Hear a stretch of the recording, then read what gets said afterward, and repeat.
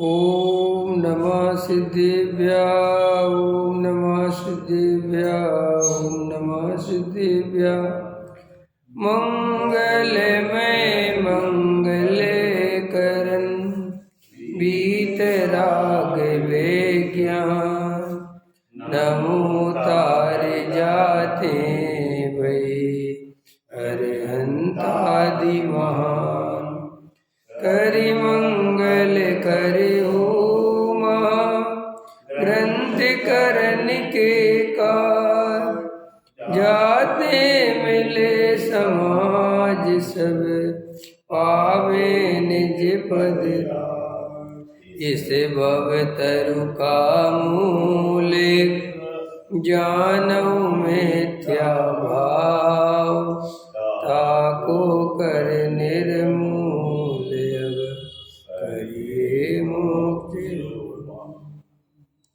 मोक्ष मार्ग प्रकाशक सातवां अधिकार संवर तत्व का अन्यथा रूप पृष्ठ क्रमांक 229। धर्म गुप्ती समिति धर्म अनुप्रेक्षा परिसय जय इन पर अपनी चर्चा हुई थी। अब अपन को आज चारित्र पर चर्चा करनी है तथा हिंसादि सावध योग के त्याग को चारित्र मानता है।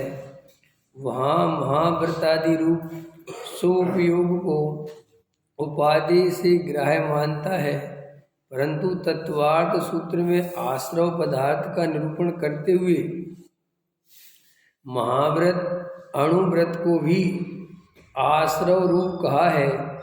वे उपाधि कैसे हों तथा आश्रव तो बंध का साधक है और चारित्र मोक्ष का साधक है, इसलिए महाव्रतादि रूप आश्रव भावों को चारित्रपना संभव नहीं होता। सकल कसाय रहित जो उदासीन भाव है उसी का नाम चारित्र है।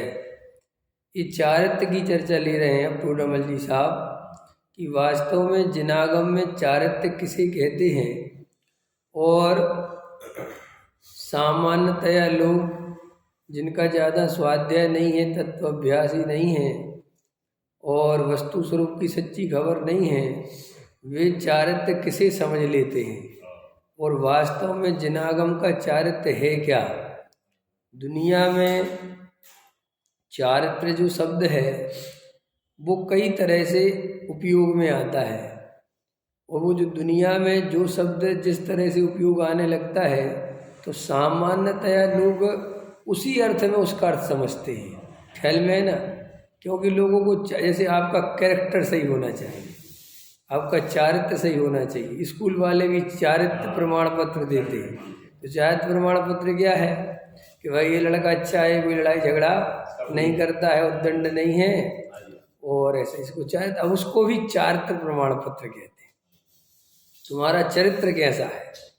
तो जो लौकिक चरित्र है उसमें तुम्हारे भावों की गिनती नहीं है, उसमें तुम्हारे अभिप्राय की गिनती नहीं है, उसमें बस तुम्हारी क्रिया की गिनती है। तुमने बाहर में तो कुछ करा, ये बताओ, तुमने हत्या करने की सोची, इस बात की कोई सजा नहीं है।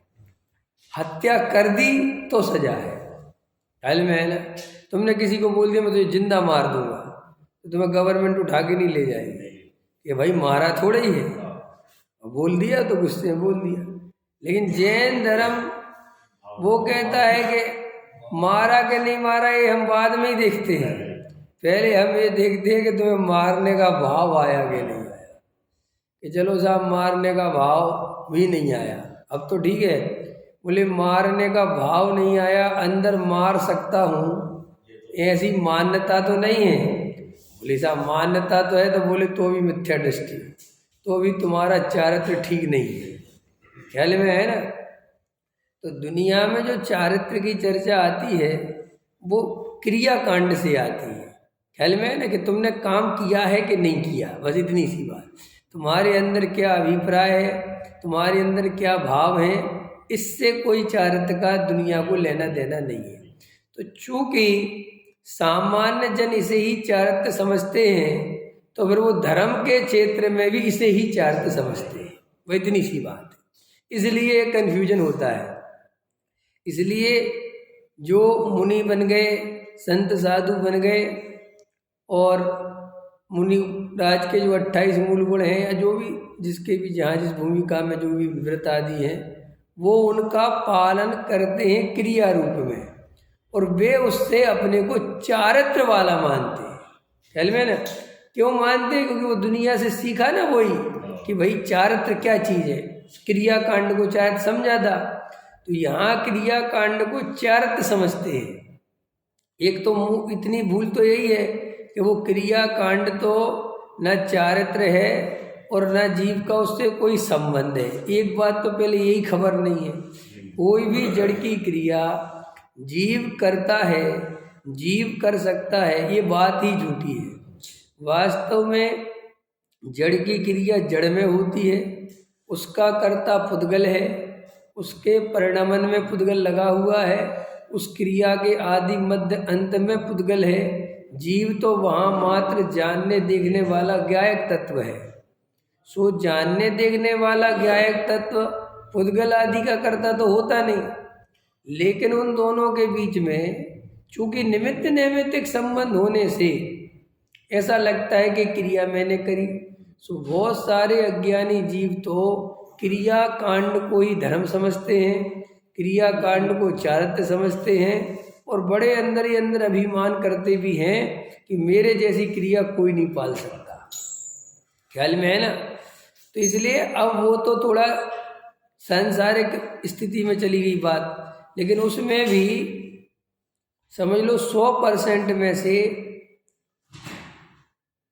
98% लोग तो क्रिया कांड के नाम पे चले जाते हैं, जिन्हें ना भावों की कोई खबर है और ना कुछ पता है, बस वो तो क्रिया कांड करते हैं। वो तो कहते हैं अपना तो 98%, 98% लोग उस काम में चले जाते हैं।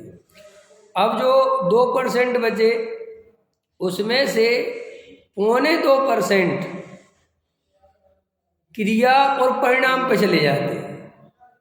और परिणाम कि भैया परिणाम अच्छे रखने हैं, नहीं समझ में, परिणाम खराब नहीं करने और क्रिया बराबर पालनी है, वे उसमें चले जाते हैं 2.25%। अब जो 0.25 बचा वो अभिप्राय तक पहुंच पाते हैं। अभिप्राय माने मेरी अंदर की मान्यता क्या है, मेरी श्रद्धा क्या है। क्योंकि जैन धर्म में ये जो भी टोडामल जी साहब चारित्र की चर्चा ले रहे हैं, ये 19 में क्रिया कांड नहीं लिया है, 19 में लिया है भाव। तो उनने क्या लिखा, देखो ध्यान से, कि तत्वार्थ सूत्र में आश्रव पदार्थ का निरूपण करते हुए महाव्रत अणुव्रत को भी आश्रव कहा है। समझ में? और वे उपादेय कैसे हैं? तथा आश्रव तो बंध के साधक है, आश्रव से तो बंध होता है, और चारित्र मोक्ष का साधक है। साधक माने साधन, इसलिए महाव्रतादि आश्रव भावों को चारित्रपना संभव नहीं होता। सकल कसाय रहित जो उदासीन भाव है उसी का नाम चारित्र है। अभी जो शुभ उपयोग ऊपर क्या लिखा था, महाव्रतादि रूप शुभ उपयोग, तो ये शुभ उपयोग भी वर्तमान में बहुत सारे साधे संत साधुओं का शुभ उपयोग ही नहीं है। शुद्ध उपयोग तो छोड़ो हाँ, अभी वर्तमान के बहुत सारे साधु संत ऐसे हैं जिनका उपयोग भी शुभ नहीं है। शुद्ध की तो चर्चा बाद में करना, खाली क्रिया कांड करते हैं, अंदर से तो अशुभ परिणाम चलते हैं। समाज से द्वेष भाव चलता है, जो नमस्कार नहीं करता उन पर क्रोध आता है, जो उनकी नहीं सुनता उस पर गुस्सा करते हैं। ख्याल में है ना? मंदिर बनवाते हैं तो मंदिर में कमेटियों की मीटिंग में बैठते हैं और नहीं सुनते तो गुस्सा करते हैं, तो उनके तो शुभ उपयोग ही नहीं है। ऐसी इनकी चर्चा नहीं कर रहे हैं, ऐसे साधु संतों की चर्चा नहीं कर रहे हैं यहाँ तो ऐसे साधु संतों की चर्चा कर रहे हैं जो समाज से बिल्कुल उदासीन रहते हैं, कोई भी भीड़ भाड़ में नहीं जाते, कहीं पर भी रंग राग आदि का काम नहीं करते, पद्मावती की इसकी उसकी ये चौकियाँ नहीं लगवाते, गीत मिथ्यात का सेवन नहीं करते, सच्चे देव साधु के भगत होते हैं, 28 मूल गुणों का अच्छा बढ़िया पालन करते हैं, ख्याल में है ना। किसी प्रकार का क्रिया में दोष नहीं लगाते, भावों में दोष नहीं लगाते, लोगों से व्यर्थ की बातें नहीं करते, संवाद नहीं करते, किसी प्रकार का जगत के कार्यों में हस्तक्षेप नहीं करते। ऐसे मुनिराज, शुभ उपयोगी मुनिराज आत्मा को नहीं पहचानते और उस स्वभाव को ही चारत्य मानते हैं। उससे आश्रव मिट जाएगा, संवर हो जाएगा, ऐसा मानते, उसकी चर्चा टोडामल जी कर रहे हैं। और अभी वर्तमान में तो क्या हालत है कि ऐसे भी देखना मुश्किल है। स्वभाव तो दूध, लोग कहते शुद्धोपयोग शुद्धोपयोग, अरे भैया शुद्धोपयोग छोड़ो, अभी शुभोपयोग ढंग से नहीं हो रहा है, ख्याल में है ना। शुभोपयोग, जिस शुभोपयोग से जीव स्वर्ग आदि में जाता है, नोवे ग्रेविक में जाता है, वो शुभोपयोग भी वर्तमान में देखने नहीं मिलता। कसाय भाव से पीड़ित है संत साधु, दिखाई देता है बहुत सारे साधु, सब साधु की बात नहीं कर रहा, बहुत सारे बढ़िया भी हैं, लेकिन बहुत सारे ऐसे दिखाई देते हैं जो प्रत्यक्ष में सामाजिक राग द्वेष करते हुए दिखाई देते हैं। किसी समाज की बुराई करते हैं, किसी की भलाई कहते हैं, किसी को गाली देते हैं, किसी के शास्त्र फुकवाते हैं। ये साधुओं का काम थोड़ा ही है। और ऐसे साधु करवाते हैं तो वे प्रत्यक्ष में रागी द्वेषी हैं। साधु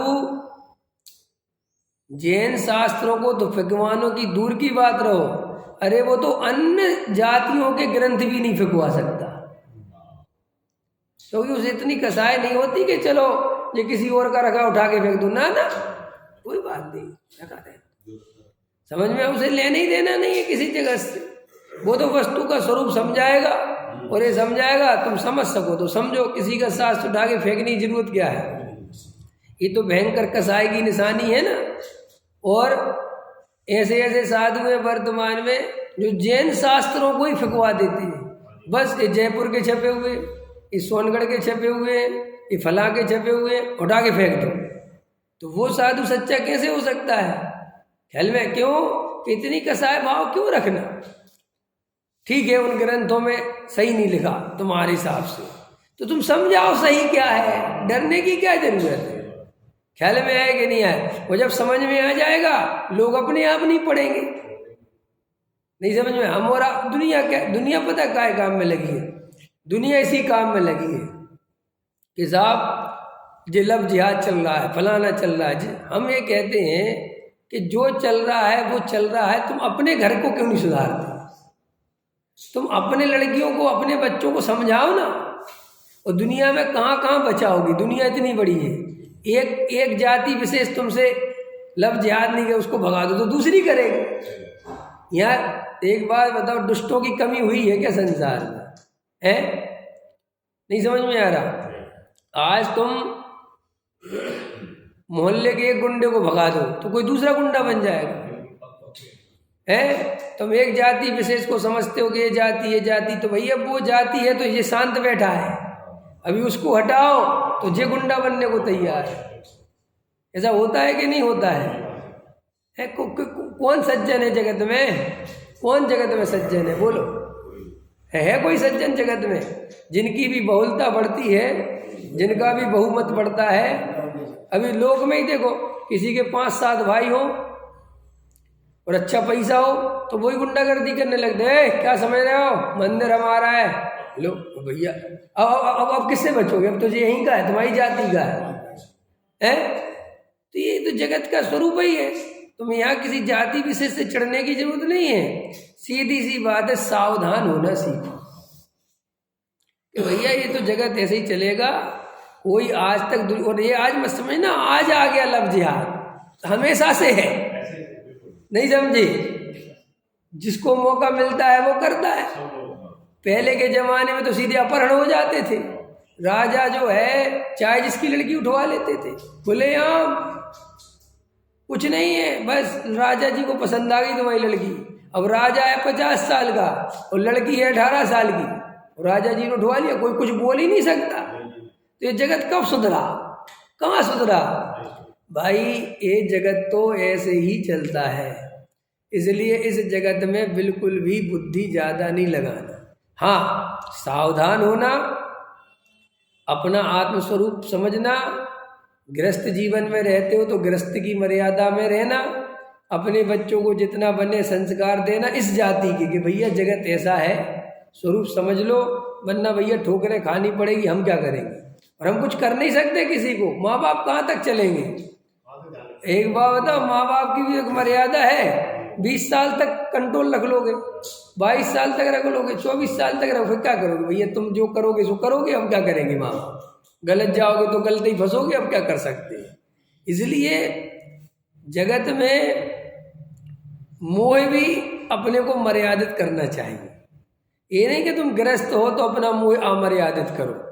गृहस्थ जीवन में रहकर भी मोह की मर्यादा होनी चाहिए। मोह की मर्यादा समझते हो। मोह की मर्यादा माने बच्चों से उतना ही प्रेम करो जितना होना चाहिए, अत्याधिक नहीं। अत्याधिक का मतलब ये है कि तुम्हारा 20 साल का लड़के को तुम उठा के पानी दे रहे हो, ये अत्याधिक मोह है। ए भाई उठा के पियो, ख्याल में आया कि नहीं आया। पता चला तुम लड़के को जो है ऐसे कर रहे हो जैसे 5 साल का है, तुझे क्या है, तुम्हारा मोह ज्यादा है।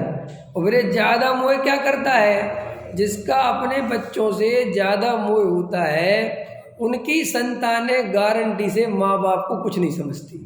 ये भी गजब का स्वरूप है, समझे देवेंद्र जी। मैंने ऐसा जगत में देखा, देखो मैं बता उदाहरण दे रहा हूं। तुम जैनी जो है, जैन समाज, जैनियों के बच्चे ख्याल में है ना, सबसे ज्यादा प्रेम में पलते हैं। माँ बाप का बहुत प्रेम मिलता है, बच्चे ही कम होते हैं, ठीक है ना।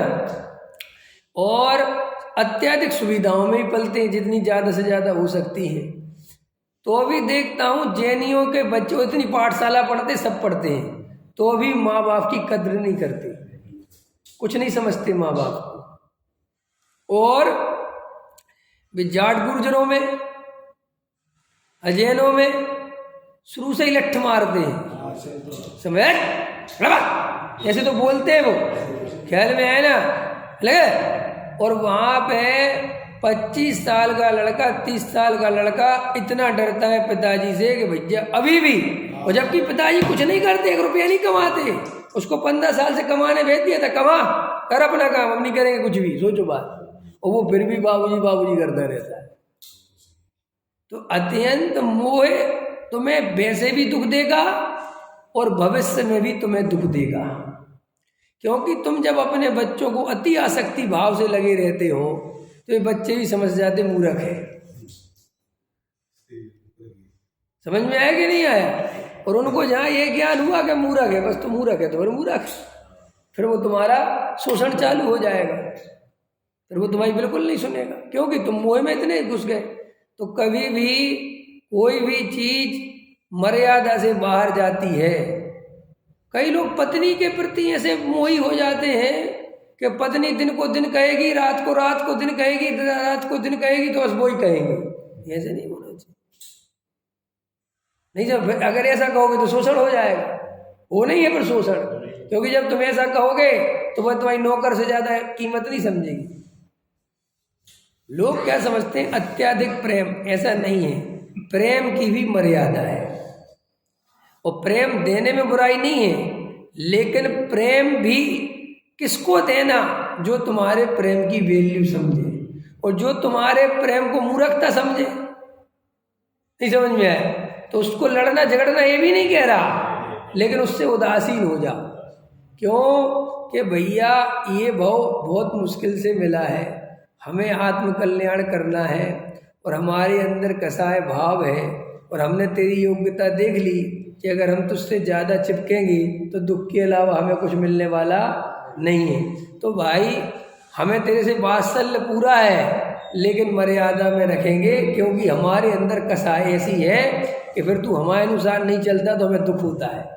या तो निरपेक्ष प्रेम की जो बात आती है ना, जो ये मुनिराजों के प्रेम की बात आती है, जो ये सम्यक दृष्टियों के प्रेम की बात आती है, तो वो सम्यक दृष्टियों का प्रेम, संत साधुओं का प्रेम इसलिए प्रशंसा के योग्य है कि वे निरपेक्ष भाव से करते हैं, उन्हें तुमसे कोई अपेक्षा, तुम चाहे जैसे चलो। मुनिराज को कोई दुख, मुनिराज ने तुम्हें तत्व समझाया बहुत बैठ के, और बाद में पता चला तुम्हारे बारे में कि वो जो है बिगड़ गया, शराब पी रहा है, मुनिराज को कोई दुख नहीं होता, कोई बात।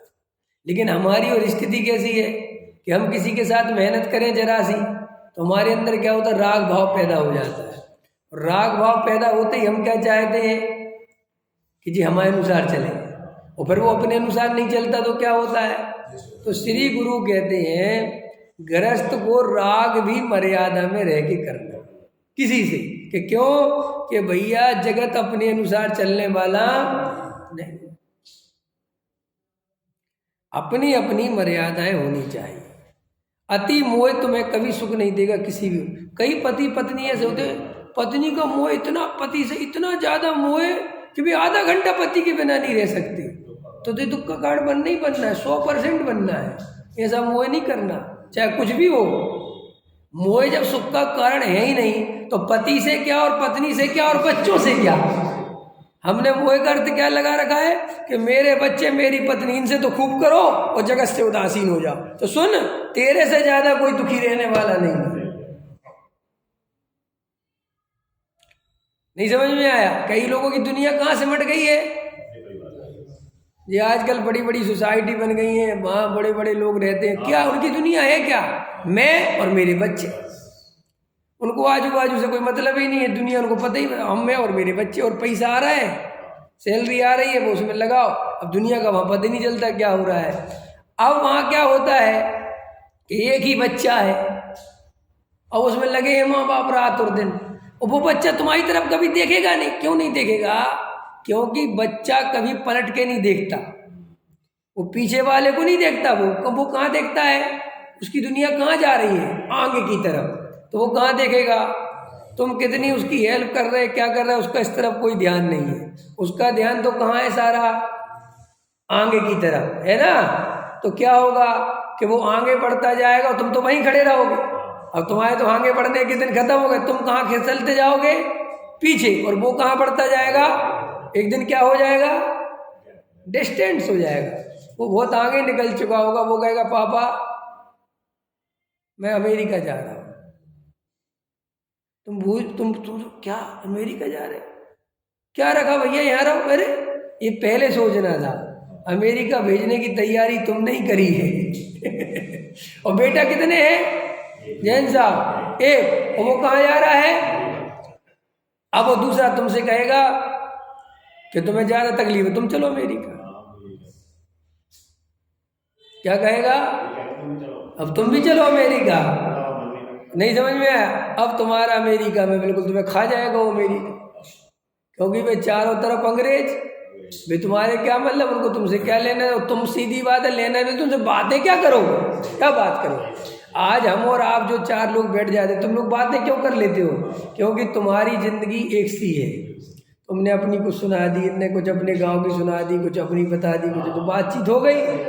अब वहाँ तो ऐसा है नहीं, वे सब इंजीनियर है, कोई कुछ है कोई कुछ है, उनका क्षेत्र ही अलग है। तुम हो 60 साल के, अब वे तुमसे कौन क्या बताएगा भी। तो वैसा hello uncle, excuse me, side please, भाई बातें होंगी। तुम अब क्या करो, कुछ कोई मतलब है क्या। अब क्या करो। और वो बेटा तो अपने आगे की जिंदगी उसकी चालू हो गई। अब उसका बेटा वहां पैदा हो गया अमेरिका में, उसे तो आगे बढ़ाना है। तो तुम्हारा, तुमने इस मोह, मैं क्या समझा रहा हूं, मैं समझा रहा हूं अमर्यादित मोह से तुम्हें क्या मिला। जो मोह तुमने इतना ज्यादा किया कि जिसमें तुमने अपना सब कुछ खो दिया, तुम्हें क्या मिला बदले में, तुम्हें बताओ क्या मिला। इसलिए ये हाई सोसाइटी के लोग बाद में डिप्रेशन में चले जाते हैं। जवानी तो जैसे तैसे कट जाती है, बुढ़ापे में बिल्कुल स्थिति खराब है। यहाँ तक कि नौकरों से सिर फूटने लगते हैं, नौकरों से बतियाने लगते हैं, कोई है नहीं क्या करेगा। खैर वो नौकर को भी कुछ दिन तो तुमसे बतिया लेगा, फिर उसे भी तुम पे गुस्सा आने लगेगी, यार मुझे काम करने दो, काम करने आता हूँ, न इसके भी पैसे दो बतियाने। और भी काम पे जाना है। अभी आपने जैसा पता नहीं क्या देखा, मैं तो पता नहीं क्या क्या देखता। नौकर ऐसे बिहेव करने लगते हैं बूढ़े लोगों से जैसे घर उसका हो, क्योंकि बाल बच्चे हैं नहीं। अब डोकरा डोकरी है, अब नौकर तो आता है, अब वो देखता है बुड्ढा बुड्ढी की पैसा तो मिलते हैं उसे, लेकिन भाई धीरे धीरे लगता है कि हमारे ही आश्रित है, तो वो घर का मेंबर की तरह बेवकूफ करे, शांत बैठो तुम, हमें पोछा लगाने दोगे कि नहीं? अब क्या करे भाई, थोड़ी देर यही आ जाता है तो मन बहला लेते थे, ये भी कहता है शांत बैठो, शांत बैठ जाता है। और मैंने कहा था कि शांत बैठना दुनिया का सबसे बड़ा दुख है, क्योंकि आत्मज्ञान के बिना आदमी अशांत तो आराम से रह सकता है, शांत नहीं। ख्याल में है कि नहीं आया? ये जिस दिन बातें जान जाओगे जीवन का मजा पा जाओगे। कुछ नहीं रखा, ये मूर्खतापूर्ण जीवन है। सब मोह मर्यादित करना, क्या करना? तो मैं पहले की बात बता रहा था, पहले के आदमी के 8-8 बाल बच्चे होते थे, 10-10 बाल बच्चे होते थे, और पता चला 10 बाल बच्चों में से एक भी बाल बच्चे को गोद नहीं लिया, कभी देखा नहीं ढंग से। ख्याल में आया कि नहीं आया? पता चला पता ही नहीं है नाम क्या है किसके। हाँ, और वे बाल बच्चे माँ बाप की पागलों की तरह सेवा कर रहे हैं। और सुनो, पता चला बाप ने 1 रुपया नहीं दिया, पढ़ने के लिए कोई काम नहीं किया, फिर भी बापूजी बापूजी कर रहे हैं कि भैया तुम्हारे बाप ने तुम्हारे लिए क्या किया? कुछ नहीं किया भैया, बाप तो है। और यहाँ कर करके मर जा रहे हैं। और वो अभी देखना, अभी कहते हैं वे 10-12 साल के हुए, क्या यार पापा तुमने कुछ नहीं किया है? भैया सारी जिंदगी लगा दे रहे तुम्हारे लिए, कुछ नहीं, तुमसे बढ़िया तो उनके पापा है। देखो उसके पापा ने उसे 50,000 का पेन ला के दिया है, अब मैं कहाँ से लाऊं 50,000? लग जाओ, फांसी चढ़ जाओ। बस नहीं चलता ना, वो कहते फांसी लगा लो लेकिन 50,000 रुपये ला के दे दो, क्योंकि उसको अपना आगे का दिखता है ना।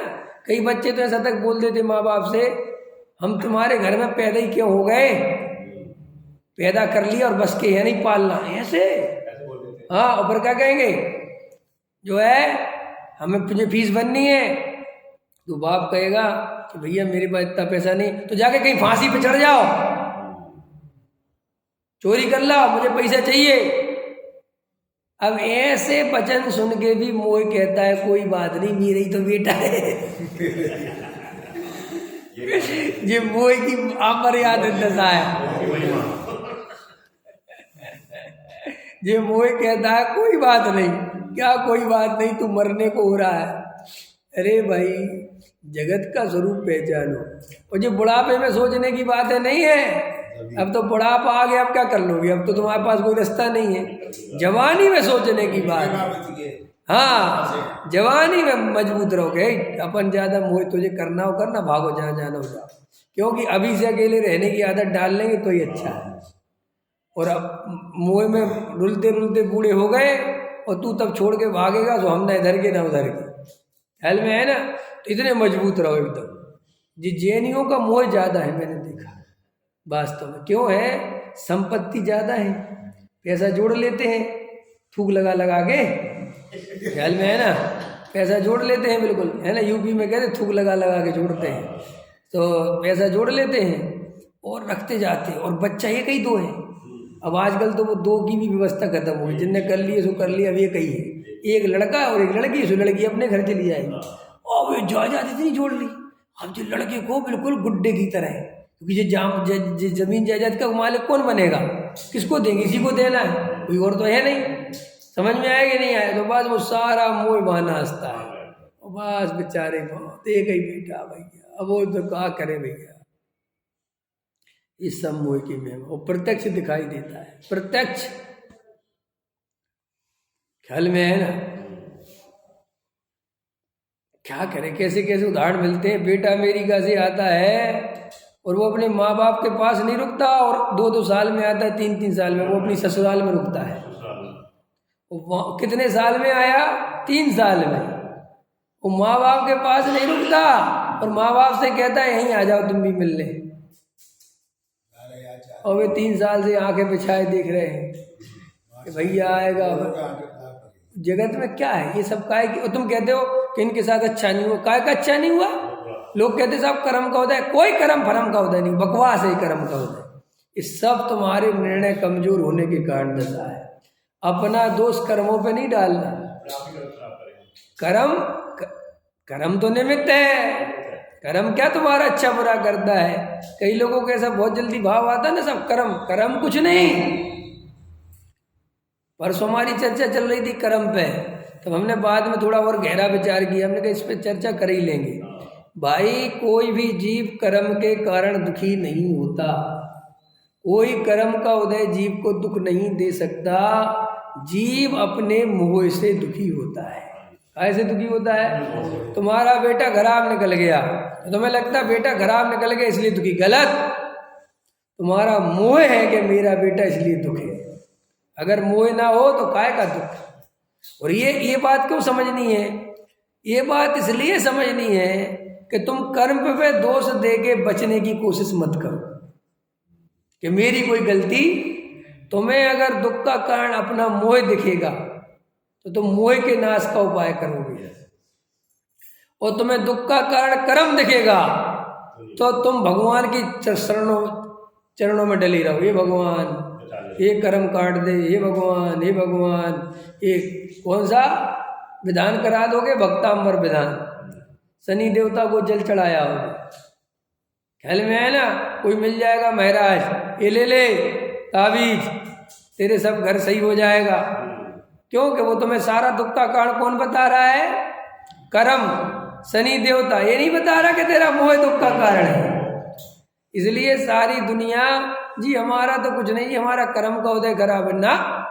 कर्म का उदय कभी दुख नहीं देता, मोह दुख देता है। क्या दुख देता है? क्या दुख देता है? बोलो। हम विश्वास नगर में रह रहे हैं ना जी, हम सायदरे में रह रहे हैं ना जी साहब। हमारा घर जो है ना छोटा है और तंग गली में है। देखना ध्यान से, तो तुम्हें क्या लगता है तुम्हारा तंग गली में घर है, सकरी गली में, और घर छोटा है इसलिए दुख है? गलत। इसलिए दुख हो ही नहीं सकता, ये दुख का कारण है ही नहीं। दुख का कारण है स्टैंडर्ड।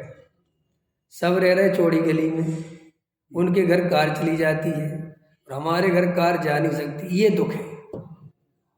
जबकि कार तुम्हें कभी जाने आने की कोई जरूरत नहीं है, लेकिन वो दुख है क्योंकि इतनी सुविधा है। बाहर खड़े हो जाओ, रिक्शे मिलते हैं, अंदर ले आओ, 10 रुपये तो फालतू लेगा, 20 रुपये लेगा। लेकिन दुख का कारण वो नहीं है। मकान छोटा दुख का कारण नहीं है, क्योंकि अगर मकान छोटा है ये दुख का कारण है तो दुनिया में इससे भी छोटे मकान में लोग रह रहे। अरे छोड़ो, बिना मकान के रह रहे, सब झोपड़ी में रह रहे। तो दुख का कारण क्या है? कि सबका मकान बड़ा है और मेरा मकान छोटा, और अच्छा नहीं लगता। फिर कोई आता है, वो अच्छा नहीं लगता, समझेगा? वो क्या चीज़ है? अहंकार। जो अच्छा नहीं लगता और कोई आता है, इसका मतलब क्या होता है? कि वो अहंकार तकलीफ देता है कि देख तेरा मकान छोटा है, ये लोग तेरे बारे में क्या सोच रहे होंगे। और आप सारा अपना दोष काय पे डालते रहते हो? कर्म पे। कर्म काय का दुख देगा? कर्म से क्या मतलब है जीव का? और हाँ, फिर जब तुम दुखी होते हो तो कर्म निमित्त है, इतनी सी बात है। अगर दुखी ना हो तो कर्म काय का निमित्त है? कुछ मुनिराज को कर्म का उदय आया तो मुनिराज को आया ही और चला गया। मुनिराज को कर्म के उदय ने किया क्या? कुछ सिगड़ी जली गज कुमार के ऊपर, तो कर्म के उदय से जली ना, जली। अब मैं ये कहता हूं कर्म के उदय से जल के भी गज कुमार का क्या बिगड़ गया? क्योंकि गज कुमार को तो यहाँ सिगड़ी जली और वहां केवल ज्ञान हो गया। उल्टा जितनी जितनी सिगड़ी जली उतनी उतनी लीनता और बढ़ गई। ख्याल में आया ना? कि ख्याल में आया, अरे कोई उदय आ रहा है, चलो डूब जाओ अपने स्वरूप में, तो केवल ज्ञान लेके उठे। अगर कर्म का उदय जीव को डिस्टर्ब करे तो जीव कभी मोक्ष ही नहीं जा पाए। जा सकता है मोक्ष? अगर अभी आप सोचो कि मेरे कर्म का उदय है, मैं कैसे तत्व विचार करूं, मैं कैसे निर्णय करूं, मेरी घर गृहस्थी ठीक नहीं है, बहुत है, तो भैया कभी कर ही नहीं पाओगे। अरे इन्हीं सब चीजों के बीच में तत्व निर्णय करोगे तो ये सब रखे रह जाएंगे और तुम सुखी हो जाओगे। और अगर तुम्हें भरोसा नहीं है, संयोगों की दृष्टि है और कर्म के नाम पर रोते रहते हो, तो ये अमर्यादित मोह दुख देता है। क्या कहा मैंने? सम्यक दृष्टि का जो मोह है ना, वो मर्यादा में हो गया है। इसलिए उसके अनंतानुबंधी और मिथ्यात्व चला गया है। और मिथ्या दृष्टि का मोह अमर्यादित है, कहाँ कहाँ के पदार्थों से राग द्वेष करता रहे कोई पता नहीं। हम बैठे बैठे अमेरिका से राग द्वेष करते रहते, हम बैठे बैठे अंग्रेजों से राग द्वेष करते रहते, नहीं करते रहते? बोलो, लेना एक न लेना दो, नहीं कर रहे आप। तो ये अमर्यादित मोह के लिए। सम्यक दृष्टि क्या करेगा? कभी भी सम्यक दृष्टि जो उसकी स्थिति है, वो जिस द्रव्य क्षेत्र काल भाव में रह रहा है, उसमें भी उसका मोह मर्यादित ही होता है। पकड़ में आया कि नहीं आया? अरे हमारी तो हालत ये है कि हम तो रास्ते चलते बिल्डिंग देखें तो राग द्वेष, न वो बिल्डिंग से कोई लेना न देना। अरे बहुत ऊंची बनाई, बहुत ही बढ़िया बनाई, ख्याल में है कि नहीं? अरे ऐसी बिल्डिंग तो अब राग द्वेष चालू हो गए। ख्याल में आया? जो बिहार वाले तो मर जाए सबके सब हैं, भूकंप आए तो बिहारों ही में आए। क्या कसाय भरी पड़ी है, क्या भाव है ये सब। बिहारों के आदमी को देखता है तो अंदर चिढ़ता है, उनकी कमियां ढूंढता है। काहे के लिए? ताकि थोड़ी खुद को तसल्ली कर सके कि कोई बात नहीं, मैं ही अच्छा हूँ। जबकि मैं ये कहता हूँ ये दलीलें इसलिए देनी पड़ रही हैं कि तुम्हें कहीं ना कहीं किसी ना किसी रूप में जेलसी होती है। अगर जेलसी नहीं हो तो क्या बिहार हो, क्या तू जान तेरी जान, भैया हमें क्या मतलब, नहीं समझ। लेकिन वहाँ उस पर देखा नहीं जाता, और अंदर ही अंदर अंदर अंदर इसमें ये कमी है, इसमें ये कमी है, इसमें ये कमी है, इसमें ये कमी, ताकि वो अपनी को खुश कर सके कि आई एम राइट। लेकिन ये आई एम राइट बार बार करना पड़ता है, इस बात की निशानी यू आर रॉन्ग, तुम सही नहीं हो। क्योंकि तुम्हें जगत में बार बार चीज़ों को देखते हो और परेशान हो जाते हो। किसी का मकान, किसी की बड़ी गाड़ी देखी और खुद के पास छोटी है, अरे क्या काम की ये बड़ी गाड़ी, रास्ते से निकलती और नहीं फंस हो जाती है। और इसका मेंटेनेंस देखो कितना, अरे जी तुम्हें क्या लेना देना, जिसकी बड़ी गाड़ी है वो जाने, वो मेंटेनेंस देगा, वो सड़क से निकालेगा, तुम क्यों परेशान हो? तो बेकार में दुखी नहीं हो रहा है, तुम्हारे अंदर कसाय चल गई, यार होनी तो चाहिए अपने पास ही, लेकिन अब वैसी वाली हो नहीं सकती, तुम्हारी हिम्मत नहीं है उतनी सरदर्दी मोल लेने की, समझ। इसलिए कमी निकाल के अपने आप को एडजस्ट करते हो, सेटिस्फैक्शन देते हो कि नहीं नहीं यू आर राइट। समझ में आया? किसी को काली बीवी मिल गई और दूसरे की गोरी है, बार बार उसको देखता है, उसको लगता है यार इसकी बीवी तो बहुत सुंदर है, अब अपनी तो काली है। तो पता क्या कहेगा? अरे भाई साहब गोरी होने से क्या होता है, कोई काम की होती, बस देखने की है, रोटी भी नहीं बना के देती, तुम नहीं जानते अभी, ख्याल में है ना? काली है तो बढ़िया है। अब जी क्यों कह रहे? किसने तुमसे काली गोरी का भेद पूछा था?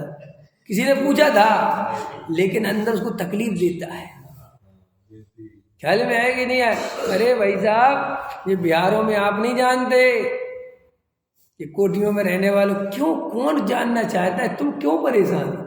भैया इसलिए परेशान है कि मन ही मन तो सोचता है कि अपनी भी होती, अब कोठी है नहीं, तो बस उनकी कमियां ढूंढ ढूंढ के अपने को मन को समझाता रहता है कि तू चिंता मत कर, तू सही है। ये सब मनोविज्ञान है, ये सब, ये वीतराग भाव नहीं है, ये कसाय भाव है। वीतराग भाव किसे कहते हैं? वीतराग भाव तो उसे कहते हैं कोठियों की बात आए तो सहज, गलियों की बात आए तो सहज, जहाँ रहता है वहाँ खुश है, जहाँ नहीं रह पाता वहाँ कोई बात नहीं, जानता है, देखता है, सोचता है, विचार करता है, ठीक है जहाँ जैसी व्यवस्था है। इतना क्षेत्र काल भाव अपने हाथ में तो है नहीं, जहाँ का जैसा उदय विचित्रताएं हैं, जहाँ रहना हुआ रहेंगे, क्या है। अरे भाई यहाँ बिहार चुन लोगे, यहाँ पे गलियाँ चुन लोगे, ये तुम्हारा भ्रम है, तुम स्वर्ग और नरक नहीं चुन सकते, ख्याल में है ना? ये छोटी छोटी जगहों की क्या बात करना, स्वर्ग और नरक भी तुम्हारे हाथ में नहीं है, कहाँ कैसे जाए, क्या परेशान होना। इसलिए हम जैन हो गए, हमें जो द्रव्य क्षेत्र काल भाव मिलना था मिल गया, इसमें हमारा कोई हाथ नहीं है। तो फिर साहब आप हम क्या करेंगे? मोह मत करो, इससे ज़्यादा लगाव लगाओगे तो भी दुख, ख्याल में है ना? और ज़्यादा द्वेष करोगे तो भी दुख, कि मुझे तो विश्वास नगर से इतना राग हो गया है, ना इतना भी मत करो, क्या पता कल बदलना पड़ जाए, दूर जाना पड़ जाए, कोई बात नहीं, दूर चले जाएंगे, ऐसे रहो, मतलब जैसा द्रव्य क्षेत्र काल भाव हो सब स्वीकार है। ना अति राग करो और ना अति द्वेष करो, मर्यादित रहो। ख्याल में है रमेश जी? दोस्ती उतनी करो मर्यादा में, अमर्यादित दोस्ती करोगे तो फिर दुख होगा, क्योंकि पराधीन हो जाता है ना भैया, कब कौन बदल जाए। और फिर संसारी जीवों को तो दोस्ती वैसे ही भी अमर्यादित नहीं करनी चाहिए, सम्यक दृष्टि तो कर लें, क्योंकि सम्यक दृष्टि इसलिए कर लें कि वे आत्मा के आश्रय से जीते हैं, और वे आत्मा के आश्रय के जीने के कारण उनकी सेल्फिश बुद्धि, स्वार्थ बुद्धि वो निकल जाती है। और जगत के जीव तो भाई साहब स्वार्थी बुद्धि से ही जीते हैं, इसलिए उनके साथ मर्यादित ही रखना, क्योंकि वे कब पलट जाएंगे नहीं समझ में आया। जैन साहब जगत के जीव कैसे होते हैं, कहो यहाँ तक तुम्हारे साथ चल रहे हैं, ठीक है ना, और जहाँ सभा में पहुंचे और देखा बड़ा आदमी मिल गया, जैन साहब से ही बड़ा, तुमसे कहेगा तुम यहीं बैठो मैं जा रहा हूँ। अब जैन साहब कह रहे यार मैं क्या करूँ, ख्याल में है ना, क्योंकि उसको तो अब तुमसे ज़्यादा वीआईपी मिल गए। इन नेताओं को देखते तुम, पहले वो भीड़ लेके चलेंगे, इनको सबको ले लेंगे, चलो चलो चलो, ख्याल में भीड़ बड़ा सपने को सोचेगी वाह नेताजी हमारे साथ चल रहे हैं, जबकि नेताजी अपनी पावर बढ़ाने के लिए लेके चल रहे थे 2-4, और जैसे ही वहाँ बड़ा पावर का मिला उन जगह तुम लोग बाहर रहो, हमारे हैं बाहर खड़े हैं, अब क्यों नहीं ले गए अंदर के भाई यहीं तक की तुम्हारी जरूरत है। ये जो लोग इकट्ठे करते रहते आओ आओ अब उन्हें करेंगे ये करेंगे, उनको तुम्हें इकट्ठा इसलिए कराना कि नेतागिरी अपनी चमकानी है, ख्याल में आया कि नहीं आया। और वो भीड़ प्रदर्शन करके शक्ति का, हम में देखो हमारे पास इतने लोग हैं, वे लोग सिर्फ संख्या दिखाने के लिए होते हैं, वो कोई काम के नहीं होते। तो ये जगत तो ऐसा है, तो इसलिए जगत के मुँह में ज़्यादा नहीं फंसना। ठीक है अपन को घर गृहस्थी है, बाल बच्चे हैं, समाज में रहते हैं, उठना बैठना होता है, सब चीज़ें होती हैं, लेकिन मर्यादित करना, ठीक है ना। इसको एक बताया था ना हमने, उपयोग परिमाण व्रत, और एक है परिग्रह परिमाण व्रत। आज तीसरा व्रत है समाज परिमाण व्रत। कौन सा परिमाण व्रत है आज? समाज परिमाण व्रत। सब नया बिल्कुल नए बना रहा हूँ मैं व्रत, समझ में। पुराने व्रत अब ज्यादा काम के नहीं बचे, आज बना लेना समाज परिमाण व्रत। उतना ही समाज से रखो जितनी जरूरत है, काम चल जाए, ज्यादा मोह मत करो। और घर गृहस्थी के लिए बना लेना मोह परिमाण व्रत, मोह परिमाण व्रत, मोह मर्यादा में करना, लिमिट में करना, ख्याल में आया कि नहीं। ज्यादा नहीं करना भाई, जितनी पत्नी से भी जितनी जरूरत ना, इतना ही अति आसक्ति हो के प्रेम, 7 जन्मों की कसमें मसमें मत खा लेना, ख्याल में आया कि नहीं। एक आदमी से पूछा कि आपने शादी क्यों नहीं करी, ख्याल में है नहीं है, आपकी बढ़िया नौकरी है, बढ़िया सब कुछ है, आपने शादी क्यों नहीं करी।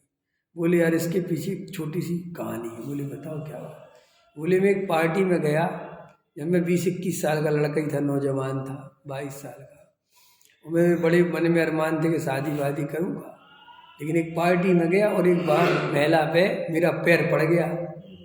क्या पड़ गया? पैर पे पैर पड़ गया, और वो एकदम दंदनाते, एकदम उसने जो गाली दी और एकदम बोली बिल्कुल अंधे हो। तो मैं तो घबरा गया कि तो भैया मार ही देगी। और जैसे उसने पलट के देखा मेरी तरफ, ओ सॉरी, मैं समझा मेरा पति है।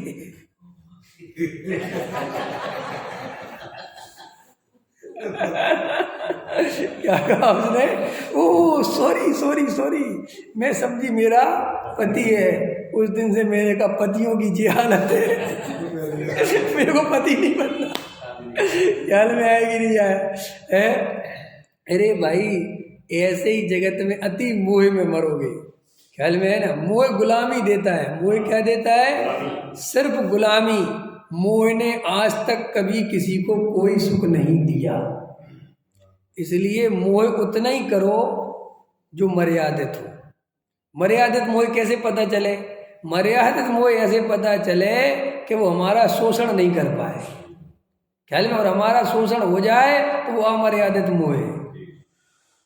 और चाहे उसके लिए फिर समाज की इज्जत दाव पर लगती है तो लग जाए, लेकिन भैया हम इतना नहीं कर सकते कि हम पागल हो जाएं ना।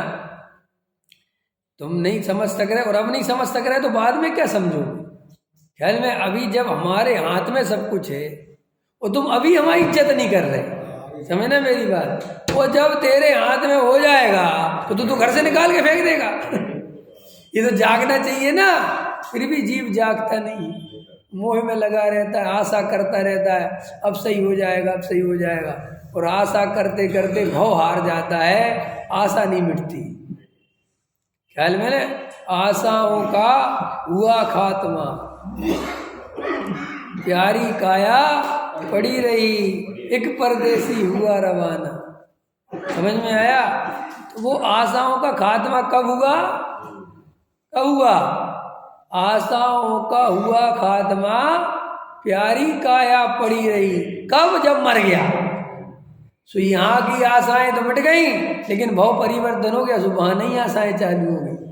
यहाँ तो खत्म हो गई, यहाँ घर बनाऊंगा, ये करूंगा, वो करूंगा, तो सब मिट गया, खत्म। अब अगले भाव में कीड़ा मकोड़ा जो हुआ होगा सो वहाँ दाने की आशा कर रहा होगा, एक चीनी का दाना मिल जाए, एक गेहूं का दाना मिल जाए, कुछ खाने मिल जाए। कुत्ता बिल्ली सुअर की पर्याय में चला गया होगा तो गंदगी खाने की सोच रहा। हाँ, और क्या, तो होता ही है। हम नहीं होते प्राप्त पर्याय में तन्मय हैं, अभी इस पर्याय में तन्मय हैं, और एकदम से कहीं जाए तो वहाँ तन्मय हो जाती है। किसी शादी विवाह में जाए तो वहाँ तन्मय हो जाते हैं, कहीं किसी पार्टी में जाए तो वहाँ तन्मय हो जाते हैं, भूल जाते हैं सबके और भी दुनिया है। इसलिए भाई शांति से बैठ के भेद ज्ञान करो, मोह के नाश का उपाय करो, अपना दोष कर्मों पे मत डालो। कर्म कभी किसी को दुख नहीं देते, कर्म में कोई ताकत नहीं है कि वो जीव को दुखी कर दे। कर्म प्योर जड़ है, कर्माधीन जीव नहीं है, जीव आधीन कर्म है।